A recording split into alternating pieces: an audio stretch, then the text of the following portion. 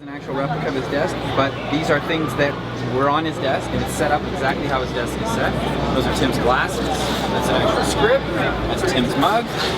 Tim has a mirror on his desk to be able to look at the different angles of the puppets. But the film that we're here showcasing is Frankenweenie, which was originally a short that Tim did for the Disney Studios back in '84. And it all kind of started with some sketches, and you can see the sketches up here. Most of those are from 1984. So Tim starts with the sketch, and Frankenweenie is really the story about a boy and his dog in the Frankenstein theme.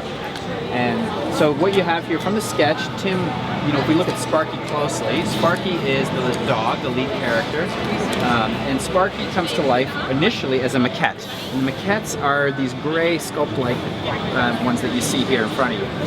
And what the animators and the sculptors are trying to do is just get a feel for exactly how tall Sparky should be, and all of the individual details they want to get him looking exactly perfect the way they want Sparky. Then they move to what's called a sculpt. And you can see Sparky lying down. It's much more crude in terms of that, but what we do there, if you look closely at his paws and his tail, you see some wires protruding. And that's where the animators start to get a feel for how are we going to move him?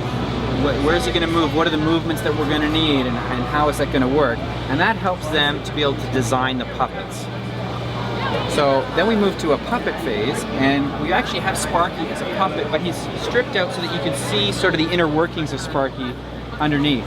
And there's 300 individual armatures on here. Wow. So, and this is every movement that you could possibly want to do with a dog, from paws and tails and ears and all those types of things. So what they do is they actually take an Allen key, a very small Allen key, and they will do a slight adjustment, and then they will take a shot. Because it's stop motion, everything is shot once, then there's a slight movement, and then shot again, and that's how the animated process goes and gets put together. Amazing.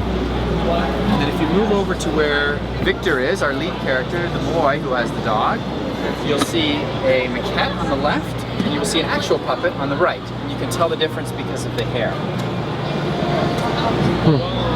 Incredible detail.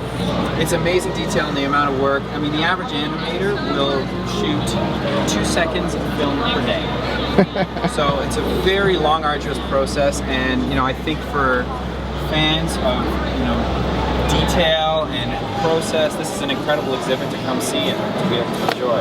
And it's incredible art too. I mean, it really is just a whole art form unto itself. It really is, and this is what Tim Burton loves doing, and he's done an incredible job with it.